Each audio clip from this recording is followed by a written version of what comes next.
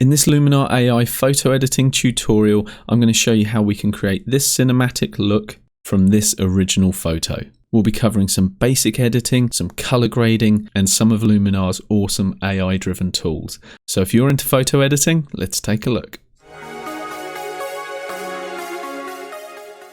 Now you guys may recall from the previous video I put up, I'm going to be doing a photo shoot based around Star Wars, and before I go out creating that imagery, I went on a bit of a pre-planning mission with my son and basically got him to take some photos of me standing in for where we're going to have our stormtrooper, or more specifically it's a sand trooper, and really it's just an excuse for me to create some epic imagery based around Star Wars.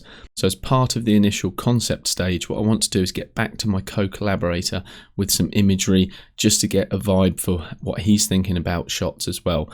So this is our starting point. So I'm going to work with this photograph here, and through the editing process I want to create a more cinematic look to this, and I'm going to be introducing some elements with the Augmented Sky. I may even drop in some of the Atmosphere AI. So if you want to see how some of Luminar AI's artificial intelligence tools work, stick around for this tutorial or slash demonstration really, and let's see what we can create.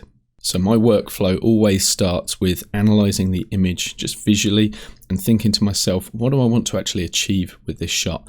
So I really like the way that my son, who's not a photographer, managed to kind of capture me kind of on a third coming across the screen this way. We've got the sun balancing the form over here. We've got a nice strong silhouette. We've very much got a dichotomy of light in the top half and dark in the bottom half. I may want to continue working with that.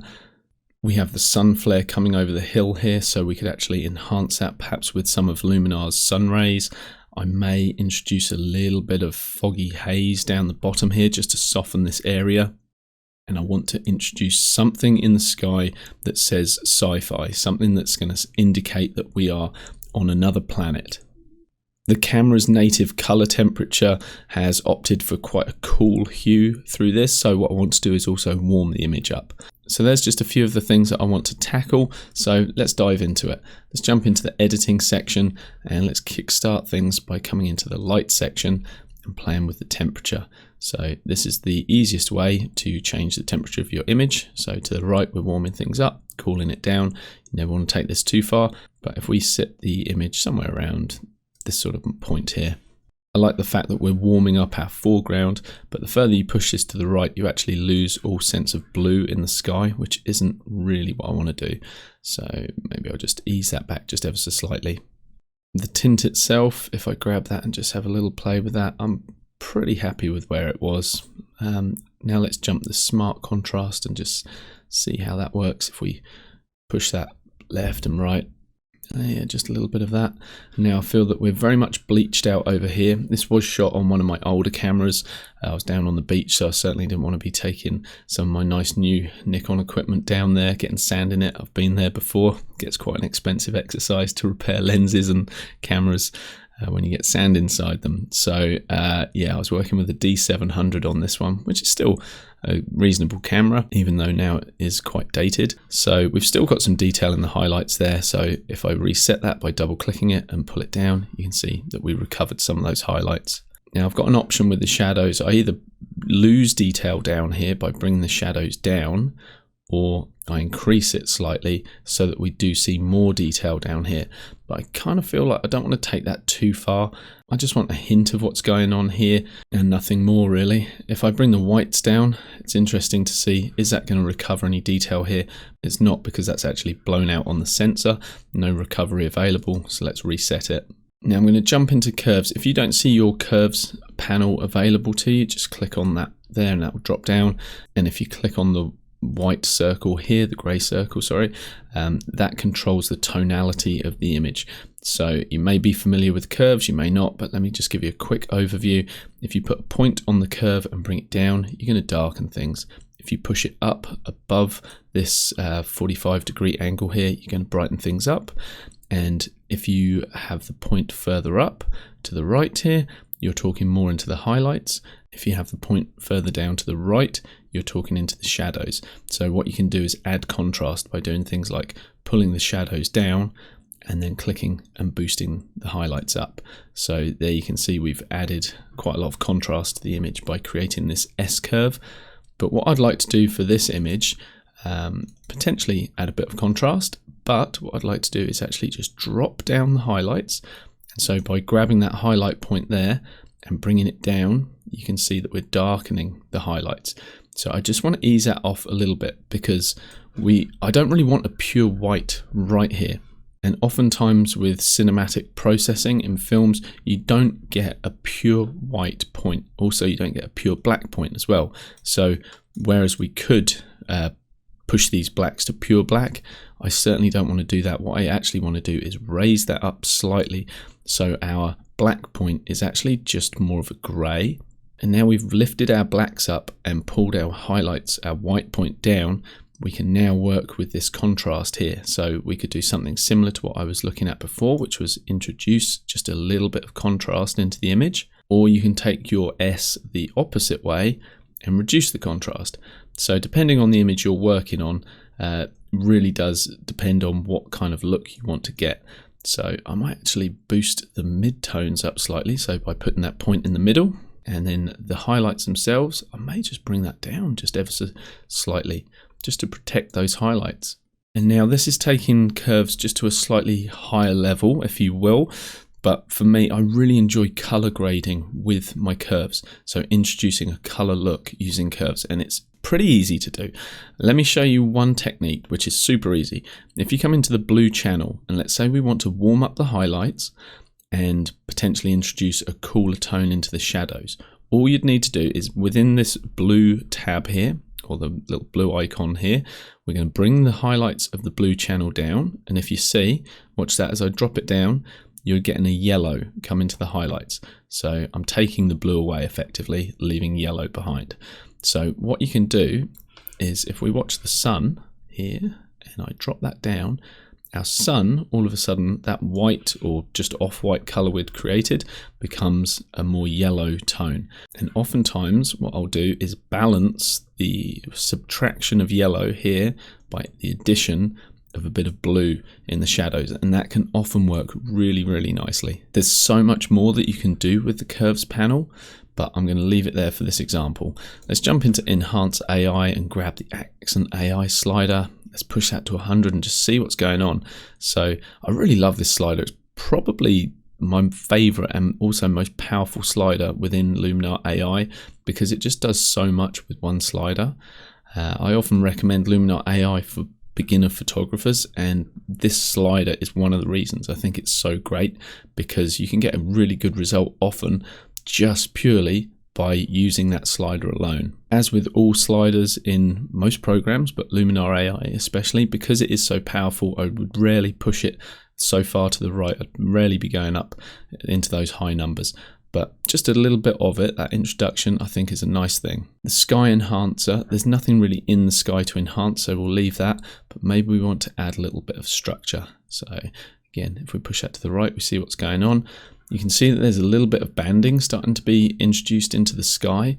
That's partly to do with the amount of the structure that I'm adding, but also partly to do with the fact that this is a slightly older sensor and there will be a little bit of color banding within the file itself, and that's just being enhanced. So I don't want to push that too far, if at all.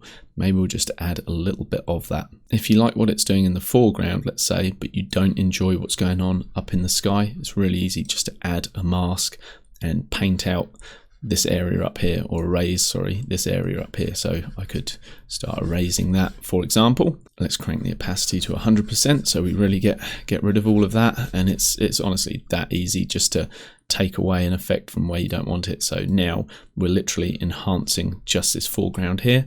100% is too much, so let's drop it right back. Let's jump into the color section here and let's just have a little look at what we can do. So I could drop the saturation, but for this one, I'm quite happy with how things are. It's not oversaturated anyway, but what I may do is look at the luminance, the brightness level of the blues, and just see by bringing that down whether I can reintroduce darkness into the sky, which it's just not happening because the only true real blue we've got is in that upper left, upper right corner. So that's not doing what I'd hope. If we did have blue all through the sky though, and we wanted to darken it by bringing that slider to the left, that would do that.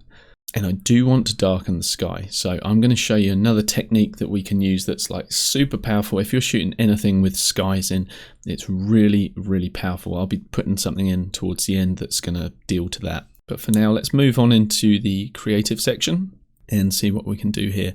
I will be adding an element into the sky, some sort of planetary element, just to give it that science fiction kind of look.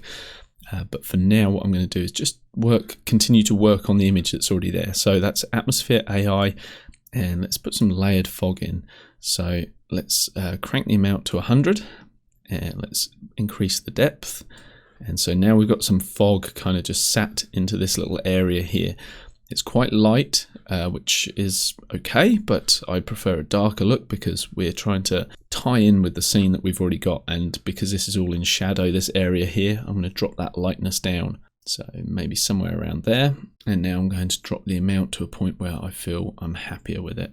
How about we go with something like that? And then we can use a mask just to remove it from, or even paint it in where we want it. So if I take the opacity to 50%, and then that'll allow me to kind of build up this effect just where I want it.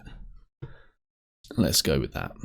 And the next thing I want to do is just see whether I can add some sun rays. I don't want the sun rays through the sky because really there's nothing, no clouds, no atmosphere for it to interact with. But we do have some atmosphere we've just introduced down here. So these rays may actually appear and be caught in the fog. These rays may actually appear and be caught in the fog that we've just introduced down here in the foreground. So let's try doing that. Let's crank the amount to 100. Let's grab Place Sun Center. And the fact that things are a little odd going on up here, I'm really not worried about right now. I'm just looking for my true sun center point, which was somewhere around there. And now we can see some rays bleeding over into the sand dunes. We can have a little play around if we want to with the different settings, like the sun ray length, how far through the scene the light is penetrating. We can increase the sun radius or reduce it, and I'm happy to reduce it in this instance. And one thing I would like to do is just warm up the actual sun rays themselves. Seeing as we've introduced a yellowy tone to this already, we want to kind of match that rather than leave them being pure white. And the fact that this looks really awful right now, I'm really not too worried about, because I am going to grab my mask and I'm just going to paint in this effect where I want it. So I'm just going to start to paint in around where the fog is, and that's just going to reveal some of those beams coming through into the fog. And if I feel I've taken any of it too far, I can just switch to the eraser and just maybe erase a little bit of that around the sun. Yeah, no, I think I liked it more how it was before. And from here we can move on. Let's close the sun rays down, and let's jump into one of my favorite tools as well, the mood tool here. And this is all to do with color grading. So a LUT is a lookup table. It actually comes from the movie industry and has been more recently introduced into the photography world and photography post-production. And so all you need to do is come into your LUT and basically choose a look, a particular color grading style that you like the look of, and that will just drop that over the photo. And I just think that's so super powerful. Basically, you're remapping the colors that exist in your original image to the colors that are associated with this LUT. And I did say this LUT just in case you heard something different. So in this case, Dallas looks quite good here. And I normally find the addition of a good LUT will actually help to harmonize the whole image, give it a nice color grade that tones everything together. If we jump into this again, I scroll to the top, you can actually see that we do have some cinematic tonings that come with Luminar. So if I just jump through those, I quite like Long Beach. That gives it a nice warm feel. Riverside, also again a really nice warm feel. San Diego, and so does Santa Barbara. I actually feel Santa Barbara is quite a nice look because it's introducing a warm toning, but I feel like it's in keeping with what we'd already introduced. So this is our before and this is our after. It's just adding a little bit more contrast, but also that nice color grade. If you want to see exactly what the color grade looks like at 100%, just crank that all the way and you get more of a feel for what it's actually doing to your colors. And you go, okay, it's introducing more of a saturated orange. It's enhancing the blues as well. Not that we have that much in the way of blue at the moment, but yeah, I like the way that's going. And you can also see that it's kind of adding a little bit of coloration to the almost washed out foreground that we had before. So I like the 30% mark for LUTs. That normally works really nicely, so let's go with that. Now, I mentioned that we were going to deal to the sky and the fact that it was getting a little washed out, and we also didn't have much in the way of blue. So what can we do about that? Well, let's add a local mask, and we're just going to add a basic mask. And this is such a really useful technique. Basically, we're going to bring the exposure down, we're going to bring the highlights down, and what I'm trying to do is actually darken particularly the top of the sky here. Now, if I feel like we're getting too much in the way of yellow, I can also grab the warmth and just see whether we can reintroduce blue into this, which we can. So that might be something I want to do just to the top half of the image. Let's take this exposure even further.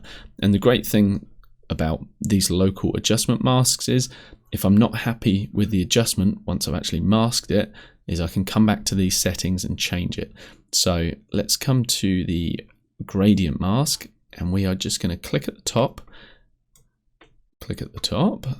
drag down, and drag down so it covers all of the sky. And there you go. If we turn that off and we turn that on, all of a sudden we've got this nice transition from dark to light, and that is almost like a visual sandwich, if you will.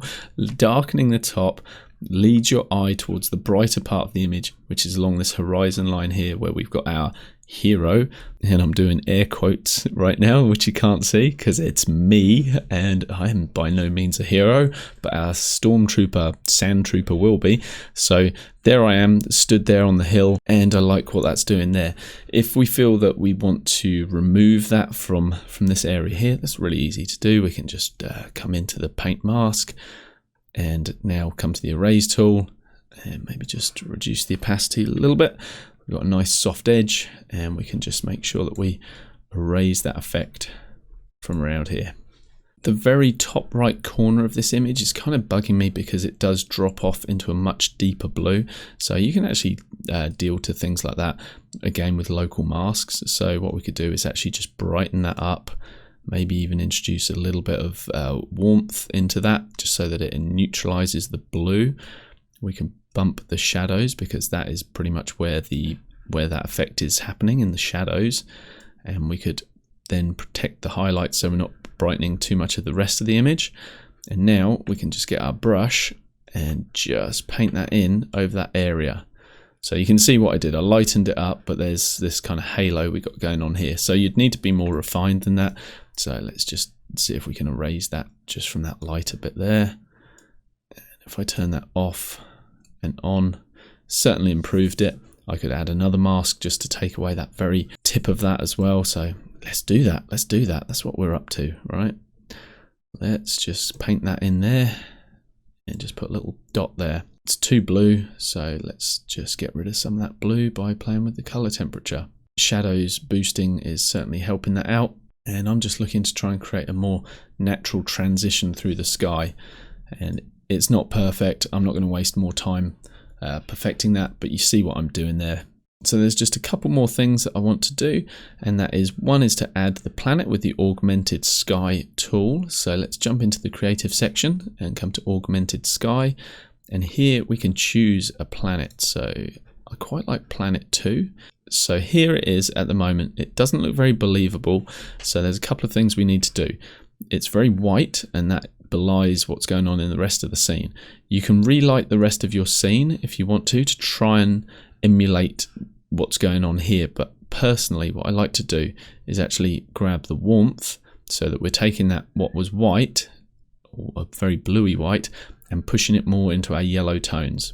And the other thing to consider is what is giving the planet its highlight on this side, and surely the thing that will be lighting it will be the sun, or seeing as we're in space, should we call it the star that is here coming over the horizon line. So what we need to do is rotate this onto to match the direction of the light here. So let's click place object, and that gives us access to rotate our object. So we can turn it so that now this light from the sun looks like that is what's lighting the planet. If we feel that the planet is just too bright in the sky, what we can do is bring the amount down until it sort of fades to a point where we feel like it might be a little bit more believable.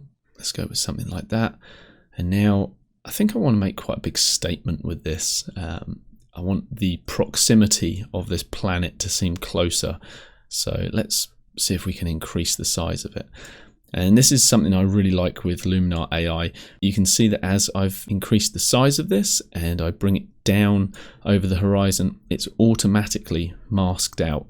And that is one of the huge benefits over using a tool like Luminar AI over a more traditional photo editor, where you'd need to do all that masking manually.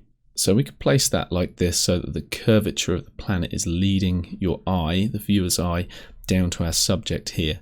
Or we could go away from that and just move it off of him so it's not actually distracting or intersecting with our character. I'm not 100% sure which I prefer, but I think we'll place it directly behind our character, something like that. And once you're happy with that, you just click on the title of the tool and that'll close that option down and bake it into your file. So I feel like we're just about there, but one thing that's bugging me is the sun rays. I feel are just a little bit overdone, particularly these two rays coming through here. So I'm going to get my mask again. I'm going to come to the erase tool, drop the opacity down to something quite low so that I can refine this. And so I'm just going to paint this away with a couple of strokes. Now I've painted out those stronger looking threads of sunlight there, I may also just ease that amount back as well.